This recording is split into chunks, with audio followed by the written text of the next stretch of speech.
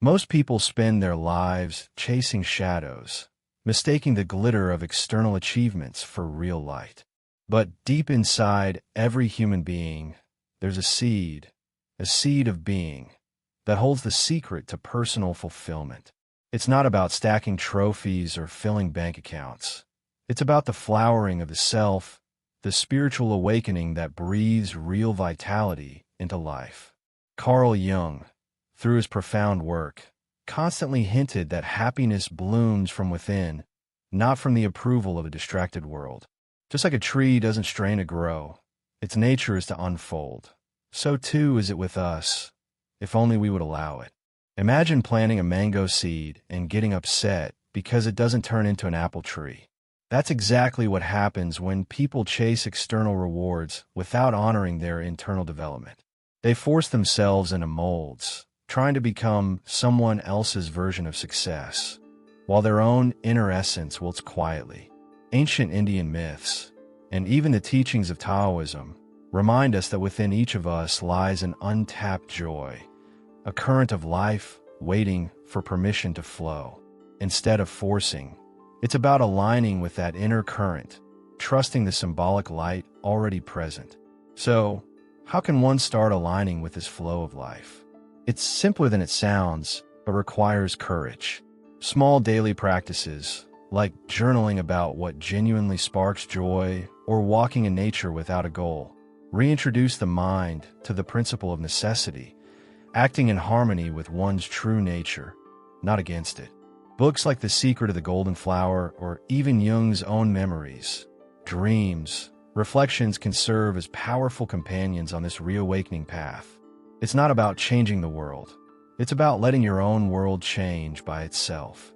Of course, most of us have been trained to think that fulfillment is a trophy to be seized, not a flowering of the self to be nurtured. Society's obsession with metrics, followers, grades, promotions, turns life into a giant scoreboard. Yet true individuality doesn't bloom in the noise of competition. It flourishes in the quiet commitment to inner truth. This is why the wise have always pointed inward, reminding us that the happiness we crave isn't hiding behind some future milestone. It's quietly blooming inside, if we dare to listen. Now, here's a little secret. The universe tends to favor those who are loyal to their spiritual connection. When you dare to focus on your own authentic growth rather than chasing external validation, unexpected doors open, relationships deepen, opportunities multiply, vitality returns. It's almost like magic, but it's not magic. It's the collective, unconscious responding to your inner flowering. And that, my friend, is where Jung's own journey takes a fascinating turn as he stumbles upon an ancient Chinese manuscript that forever changes his understanding of human psychology. Carl Jung's encounter with the secret of the golden flower.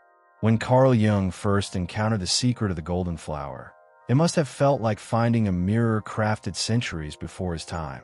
This ancient Taoist manuscript wasn't just another mystical text.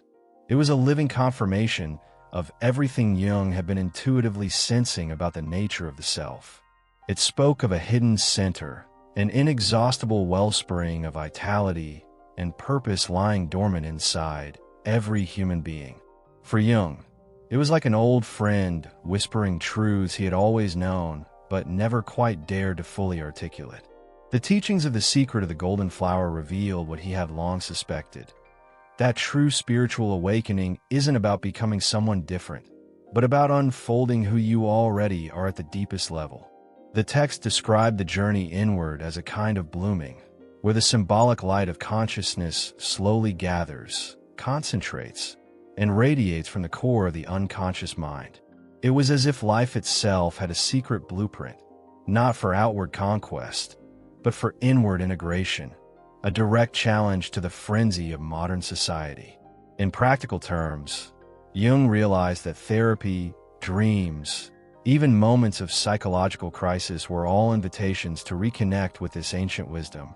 Instead of fighting symptoms or chasing superficial goals, individuals could learn to trust the process of inner gestation, the slow, mysterious ripening of the seed of being.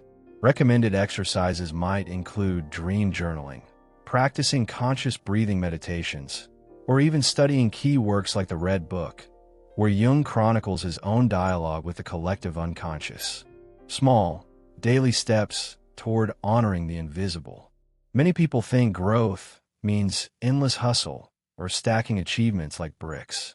But Jung's discovery taught otherwise, that true internal development moves more like a river than a machine. Sometimes it's wild, sometimes it's still. Sometimes you must endure the dry season before the rains return. By aligning with the natural rhythms of the flow of life, one taps into a source of spiritual vitality that no external storm can touch. And if you're wondering whether this ancient wisdom is still relevant today, oh, just wait.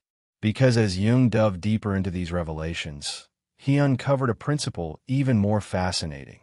The idea that the light within us doesn't just sit idle, but longs to expand, to illuminate the whole being. Which brings us to the breathtaking process known as the blooming of the golden flower.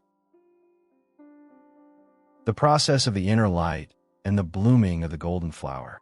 The process of inner awakening, as described in The Secret of the Golden Flower, is breathtakingly simple, yet profoundly misunderstood. Human life, by its very nature, is meant to evolve from mere potentiality into full luminosity. It's like carrying a lamp inside your chest that gradually brightens, not through ambition or frantic striving, but through gentle attention to your inner essence. Carl Jung saw this flowering of the self as the real purpose behind all psychological movement, a dance between the conscious and the unconscious mind, building toward the moment when the individual becomes a light unto themselves. Unfortunately, modern society often sells us the opposite idea.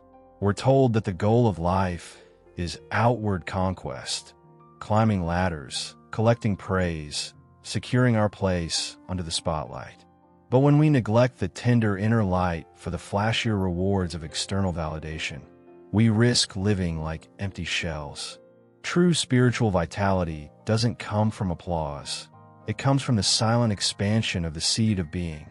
Taoism calls this the art of non-action action, allowing rather than forcing, trusting the natural intelligence of the soul. If you want to encourage the blooming of your golden flower in daily life, begin with small but consistent rituals. For example, every morning before looking at your phone, sit quietly for 3 minutes, placing one hand over your heart, breathing deeply, and simply asking yourself, what would nourish my soul today? Over time, this practice tunes your awareness to the subtle flow of life within you. It may seem almost too simple, but that's the point. The greatest transformations rarely announce themselves with fireworks. They sneak in softly, like the first light of dawn. Carl Jung emphasized that the journey of internal development is less about becoming a better person and more about becoming a truer one. The light that blooms within doesn't come from adding more layers to your identity. It comes from peeling them away. Like a sculptor revealing the form hidden inside a block of marble, your task is to carve away everything that isn't really you. And in doing so, the golden flower, the symbolic expression of your integrated being, naturally blooms without strain. And yet, not everyone welcomes this blooming process with open arms. Many resist it fiercely, clinging to their old masks and external ambitions. What happens when this natural impulse toward spiritual awakening is denied? What are the consequences of turning away from the inner light? Well, that's where things start to get interesting and painful. The consequences of neglecting inner development. When people turn their backs on their own spiritual awakening, life doesn't just quietly accept the decision. It protests. Neglecting the seed of being leads to a creeping sense of dissatisfaction that no promotion, relationship, or vacation can seem to fix.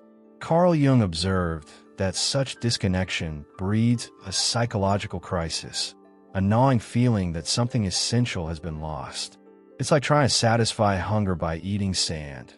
No matter how much you consume, the emptiness only grows. Ignoring the inner essence is a surefire recipe for emotional malnutrition. Picture a woman chasing success relentlessly, hitting every milestone but feeling hollow inside. She wonders why happiness keeps slipping through her fingers, not realizing that the flow of life has been dammed at its source. Ancient myths often symbolize this as the pain of resisting childbirth, the natural expansion of life being blocked, causing endless frustration and suffering. In Jung's language, the neglected self cries out through symptoms: anxiety, depression, addictions, even burnout. Life itself becomes a series of dead ends, no matter how shiny they look from afar. To prevent this slow suffocation, practices that reawaken internal development are essential. One simple method is setting aside time weekly to do something purely for the soul: painting, writing poetry, playing music, gardening. Not for money, not for recognition, but because it reconnects you to your spiritual connection. Reading books like Man and His Symbols by Jung or practicing mindful walks in nature can act like watering a parched plant. These small actions reintroduce vitality where life had grown stiff and mechanical. Ignoring the collective unconscious and the call of the inner world often results in chasing endless distractions, compulsive scrolling, meaningless purchases, shallow relationships. It's not that these pursuits are inherently evil. It's that they become substitutes for real purpose. Carl Jung knew well that when people stop blooming inwardly, they start withering outwardly. Resilience fades, relationships sour, creativity dries up. It's a high price to pay for the illusion of external success. But here's the silver lining. Even the deepest crisis is an invitation. If life feels unbearably heavy, it might not be because you're doing everything wrong. It might be because you're finally being called inward. And as Jung would soon reveal through a profound existential insight, the heart of fulfillment lies not in doing more, but in relating to something infinitely greater. The decisive question, connecting to the infinite. Carl Jung, in his deeply personal memories, dreams, reflections, posed a question that quietly shatters illusions. Are you related to the infinite or not? It's not the kind of question you answer with a quick yes before moving on to your emails. No, this one lingers, digging into the roots of your being. To be connected to the infinite means living from the inner essence, a life aligned with the flow of life, rather than endlessly chasing shadows. It's not about how many goals you check off your list. It's about whether you're living with your heart tuned to the deeper music. Those who fail to establish this spiritual connection often find themselves trapped in a restless pursuit of projections. Perfect jobs, ideal bodies, fairy tale romances. These projections act like shimmering mirages. They promise fulfillment, but always evaporate just when you think you've arrived. Without anchoring into the self, life becomes a frantic race toward an ever-receding horizon. Jung understood this all too well.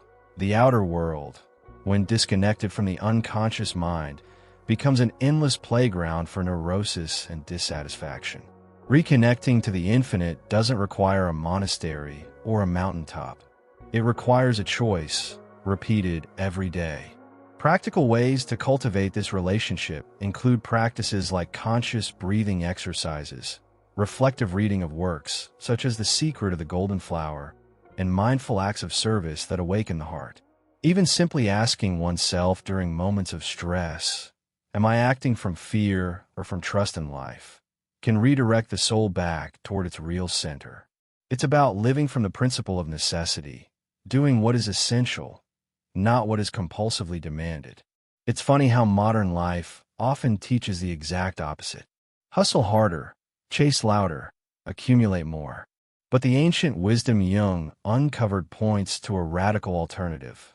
Fulfillment comes not from adding layers, but from stripping them away. It's the resilience of a flower growing through a crack in the concrete. It doesn't need applause, it just blooms. The seed of being holds within it a cosmic allegiance to the principle of finality. Everything has a purpose, and that purpose is not random, but divinely aligned.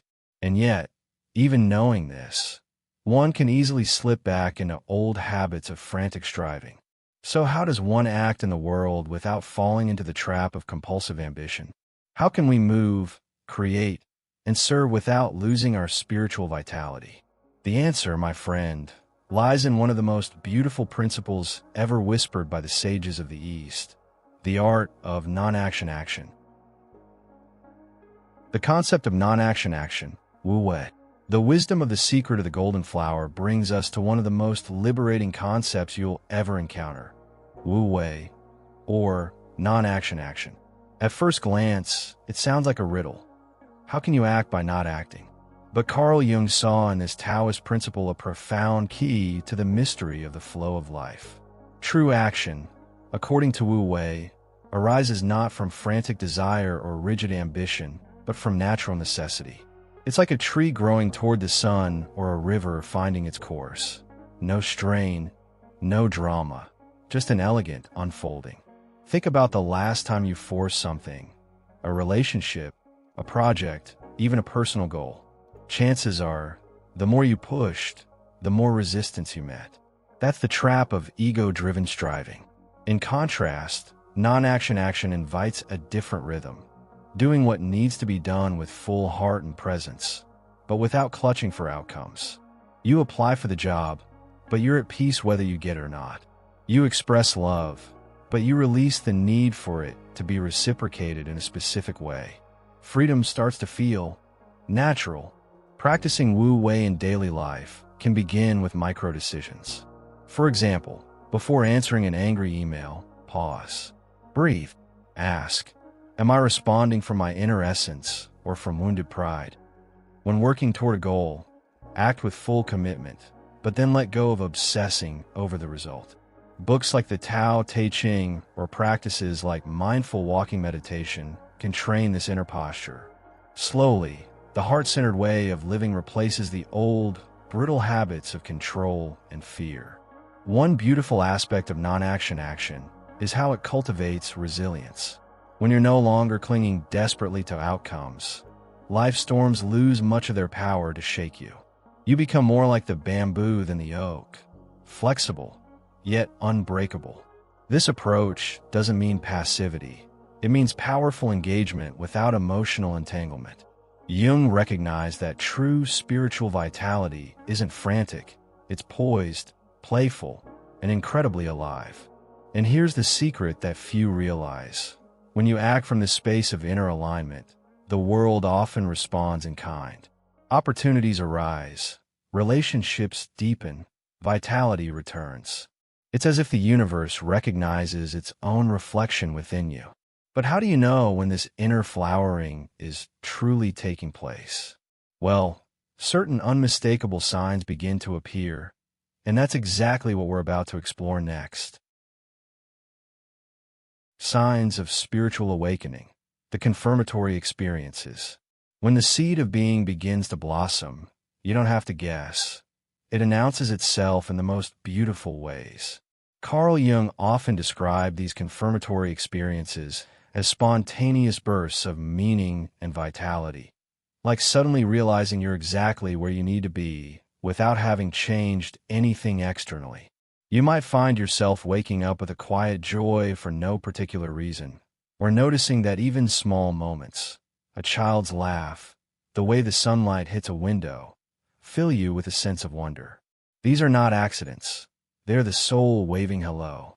One unmistakable sign of true spiritual awakening is emotional clarity. Instead of being tossed around by every passing mood, you start sensing a quiet, centered strength inside you. Arguments that once triggered you now seem oddly irrelevant.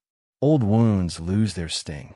It's as if the inner light, the symbolic light Jung spoke of, has begun to fill the cracks, making you resilient without turning you cold. You're still human, still feeling everything deeply, but the feelings no longer own you.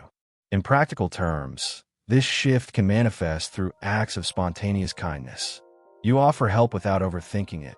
You listen without needing to fix. You create without obsessing over applause. Reading spiritual classics like The Secret of the Golden Flower or even revisiting Jung's works on individuation can strengthen this unfolding. Meditation, conscious breathing, and journaling about daily synchronicities are also fantastic ways to sharpen your awareness of the flowering process. These practices nourish the heart like rain nourishes roots. Another beautiful symptom of the blooming of the golden flower is how you naturally enliven everything you touch. Whether it's cooking dinner, talking with a friend, or solving a work challenge, your energy seems to amplify the life around you.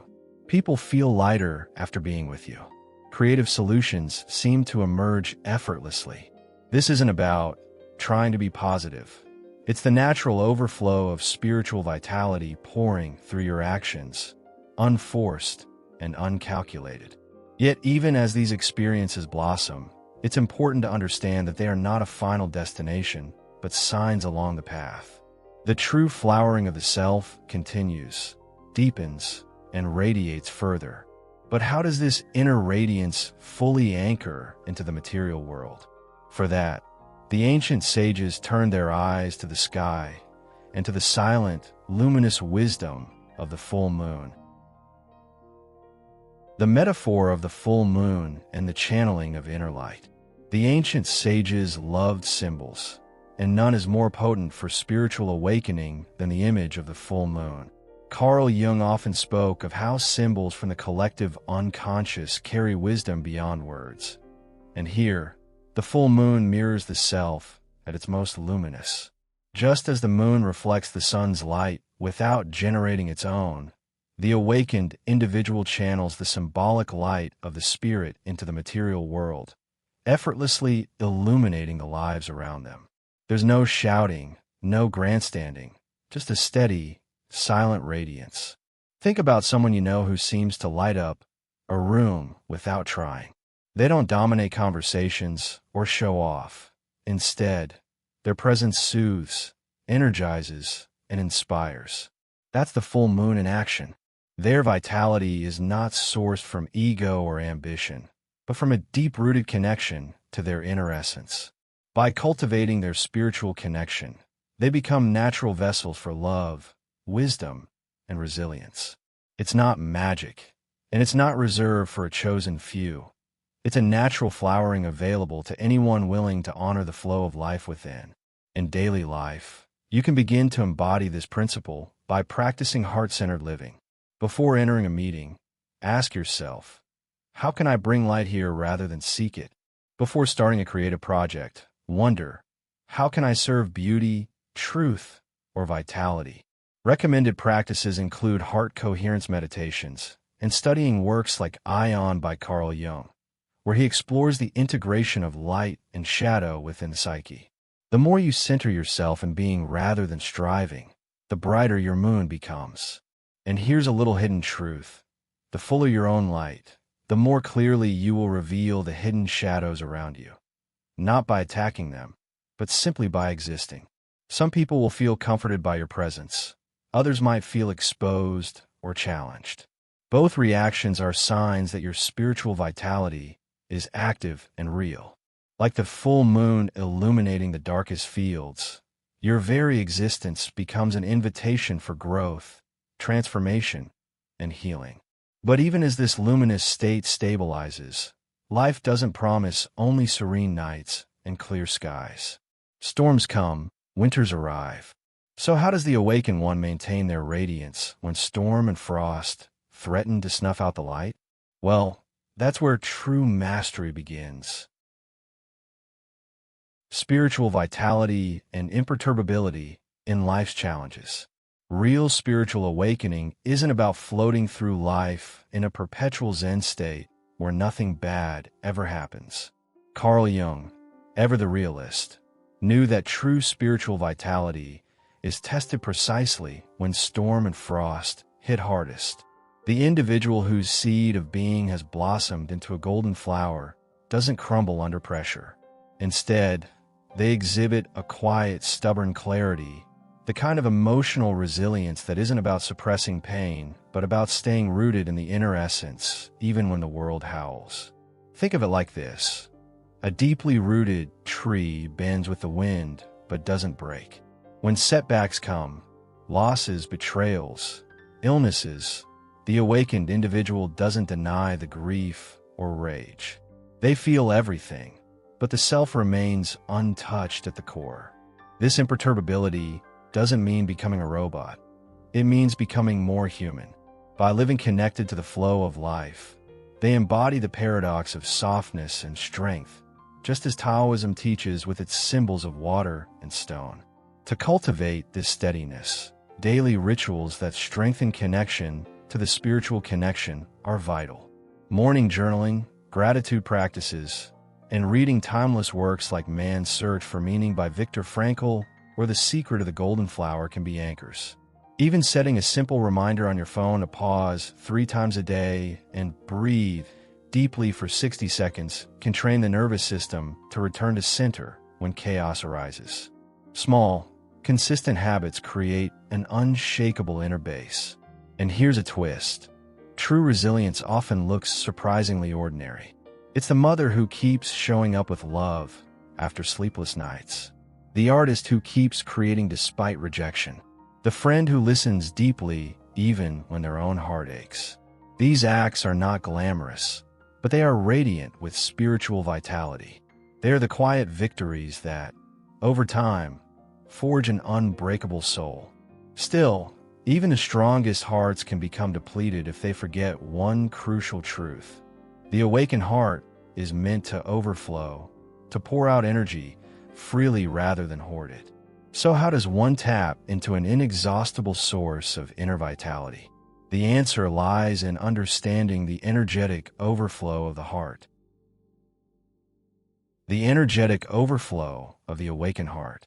When the seed of being fully blooms, the awakened heart doesn't just shine, it overflows. Carl Jung understood that real spiritual vitality isn't a limited resource. It's a self-renewing fountain, fed by connection to the infinite. Those anchored in their inner essence find themselves acting with a generosity that seems almost superhuman. They forgive more easily, create more freely, serve more joyfully, not because they're forcing themselves, but because their cup is full and spilling over without effort. Imagine a candle lighting another candle. The first flame doesn't diminish. It simply multiplies light. That's what happens when you give from true spiritual awakening. Practical ways to access this energetic overflow include small acts of conscious kindness, writing a heartfelt note to someone who's struggling, offering genuine compliments without expectation, or volunteering an afternoon without needing applause. Simple, humble actions that reroute you into the flow of life and keep the inner wellspring alive. Incredibly, the more you give from this awakened space, the stronger you become. It's the opposite of the scarcity mindset modern culture sells. Instead of feeling drained, you find your spiritual connection deepening, your resilience strengthening. Recommended practices here include service-oriented meditation, like metta or loving-kindness meditation, and reflecting daily on, what did I give today without asking anything back? These simple questions tune your heart to the ancient rhythm of abundance. The energy that pours from the awakened heart also has a transformational effect on others. Like a stone dropped into a still pond, the ripples move outward invisibly, yet powerfully. Relationships heal, communities thrive, creativity flourishes. The vitality you share returns to you amplified through the web of life, a living proof of the collective unconscious at work. Life starts feeling less like a battlefield and more like a co-creation between you and the infinite. However, with great inner flowering comes a new kind of responsibility. The need to discern between genuine spiritual growth and its many counterfeits. Because not all paths that sparkle lead to true light. And in the next breath, we'll dive into how to recognize when you're truly blooming versus when you might just be dreaming. Reflection on false spiritual progress. It's a hard truth, but an important one. Not every glow is a true light. Carl Jung warned that the path of spiritual awakening is filled with illusions, and without discernment, it's easy to mistake fantasy for real growth. False spiritual progress often looks shiny on the surface. Grand declarations, new identities, mystical experiences shared on social media. But underneath, there's a hollowness. Instead of real internal development, there's a performance of enlightenment, disconnected from the quiet, resilient vitality of the self. One telling sign of false progress is isolation. True spiritual connection increases your openness, warmth, and ability to build meaningful relationships.